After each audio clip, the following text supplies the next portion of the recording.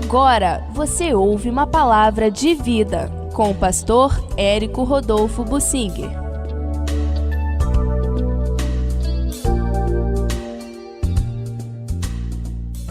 Eu leio sempre com tristeza o livro de Oséias, um profeta enviado por Deus para o reino do norte.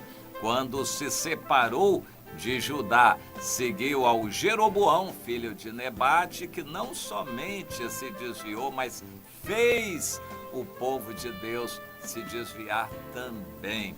Isso é muito grave. Normalmente os líderes vão arder no inferno, esses que desencaminham. E como um líder desencaminha o povo? Eu quero, de certa forma, focalizar isso no livro de Oséias, para aquela época, cerca de 700 anos antes de Cristo ou mais, no entanto, que está atualizado e valendo para nossos dias. A maneira de se desviarem é a mesma, e a maneira de os líderes fazerem o povo se desviar, infelizmente, é a mesma de nossos dias. E no capítulo 10, então, Deus manda uma profecia falando de Israel, reino do norte, em Samaria. Eles eram como uma vide luxuriante que dá o seu fruto, porém não fruto bom. Segundo a abundância do seu fruto, assim multiplicou os altares. Quanto melhor a terra, tanto mais belas colunas fizeram. Ou seja, a prosperidade estava relacionada à religiosidade, mas de uma maneira longe de Deus. Eles davam frutos religiosos, porém não na direção que Deus queria, mas na idolatria, na carnalidade. Parece que as igrejas evangélicas no Brasil estão evoluindo nessa direção, para longe de Deus, para a idolatria, acreditarem em sal grosso, em fitinha disso, água ungida, óleo de Israel e por aí, essas coisas, para levar a fé das pessoas a serem colocadas nessas coisas. Idolatria. E o Senhor está denunciando.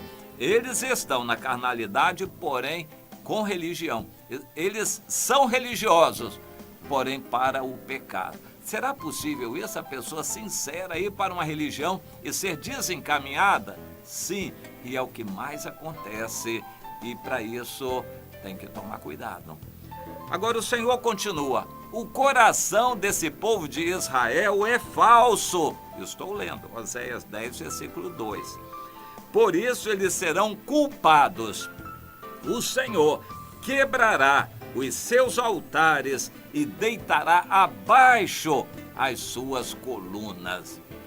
Eu entendo, trazendo para nossos dias no Brasil, em plena época do Evangelho prosperando no Rio de Janeiro e em todo o Brasil, que Deus vai pesar a mão sobre os líderes e essas organizações religiosas que praticam essa idolatria, que Deus chama aqui de idolatria. E o Senhor continua: agora, pois, eles dirão: não temos rei, porque não tememos ao Senhor. E se tivéssemos um rei, o que ele faria por nós? Ou seja, libertinagem. Nunca houve uma época na história, no Brasil também, em que os cristãos estiveram tão libertinos. A maioria dos cristãos não está debaixo de autoridade de ninguém. Eles não querem líderes. A Bíblia é clara em dizer que todos devem acatar seus pastores, orar por eles, obedecer. Mas os evangélicos não querem viver uma vida sem compromisso, não submissos a ninguém, libertinos. Uma parte significativa, já caminhando para 20% da população evangélica, são desigrejados. Nem vão à igreja, são crentes que não vão à igreja. Outro tanto ou mais está na igreja, porém sem compromisso. Vão quando querem, quando bem entendem, dão oferta e dízimo quando querem e não obedecem a ninguém. Uma outra parte vai à igreja firme, mas não a Deus. Eles têm uma ligação com a igreja, mas não com Deus. Então, a maioria dos cristãos no Brasil em nossos dias não tem subordinação ao corpo, não tem ligação uns com os outros, não tem compromisso, são libertinos. O mesmo espírito de libertinagem que havia na época do profeta Oséias, como estou lendo aqui, Oséias 10:3. Eles não queriam líderes porque eles também não queriam compromisso com Deus. Não tinham compromisso com Deus e por causa disso não queriam líderes aqui na terra. A Bíblia nos diz que toda autoridade é constituída por Deus. Ainda que a pessoa da autoridade se corrompa, a figura da autoridade tem que ser respeitada. Eu tenho ultimamente no Brasil tido muita tristeza com os nossos presidentes da República, há muito tempo. Mas eu oro por todos eles, querendo o bem, querendo que eles tenham sabedoria e que façam o menos pior. O melhor nenhum deles faz, mas pelo menos que eles façam um mínimo de bobagem, façam o menos pior. Eu oro por eles, é ordem do Senhor que a gente acate a autoridade deles. Eles são autoridade colocada por Deus. Toda autoridade foi colocada por Deus. Quando você respeita a autoridade, está honrando a Deus. O povo de Israel não queria saber de Deus. E por que eles iriam acatar alguma autoridade aqui na terra? Libertinagem completa. Nas igrejas esse espírito está assim também. A pessoa não tem compromisso com Deus, é viciada no pecado, gosta do dinheiro, vive na carnalidade, vai à igreja quando quer, quando bem entende, dá oferta quando quer. Ela não tem compromisso com Deus, quanto mais com a liderança da igreja. Esse é o espírito libertinagem. Já havia lá em Israel, aqui em Oséias 10, versículo 3.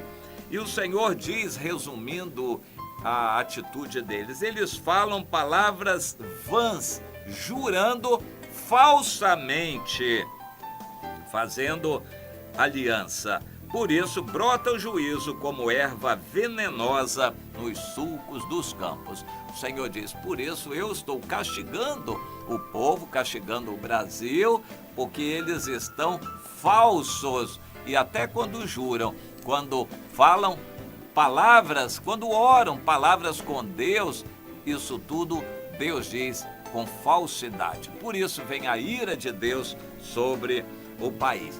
Mas Deus está sempre estendendo a sua misericórdia. E mais adiante, então, no versículo 12, aqui em Oséias 10, o Senhor diz, semeai para vós outros em justiça, ceifai segundo a misericórdia.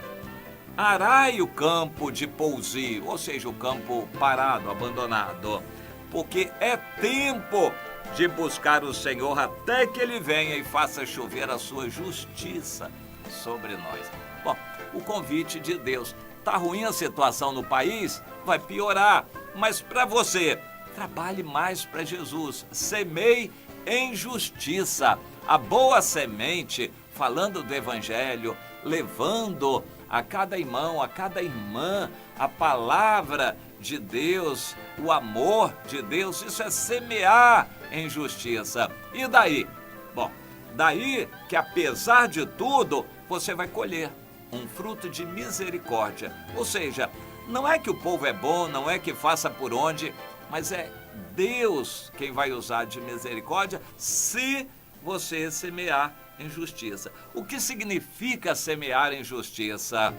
É não entortar o caminho do Senhor, é não ficar usando de subterfúgios para agradar e enganar o povo para tirar dinheiro do povo. Semear boa palavra, fale da verdade, leia a Bíblia, esclareça o que está sendo lido, fale com as pessoas das coisas certas de Deus, do sacrifício de Jesus, e deixe Deus agir, porque você vai ver resultados se pregar essa palavra. Mas o que acontece nas igrejas é que essa palavra não dá mais ibope. Esse arroz com feijão do Evangelho, ler a Bíblia, não dá ibope. Então tem que inventar coisas novas, tem que inventar coisas mirabolantes, novidades, para despertar a curiosidade das pessoas e poder segurar as pessoas na igreja. Isto não é de Deus.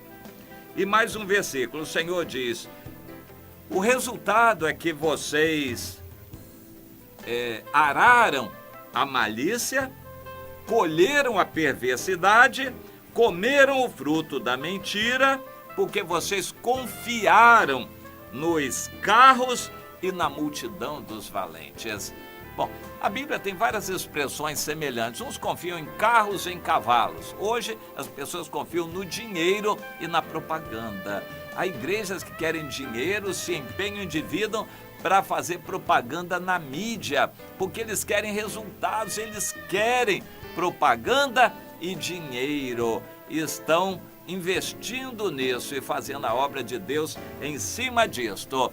O resultado é que eles estão fazendo isso com malícia, interesses financeiros, estão colhendo a perversidade, porque é uma brigalhada danada, denúncias e acusações e corrupção e pecado no meio dessa gente toda, e comem o fruto da mentira. A mentira é muito comum entre essa gente, em nome de Deus, falar mentira. E o Senhor diz, tudo isto é consequência do erro.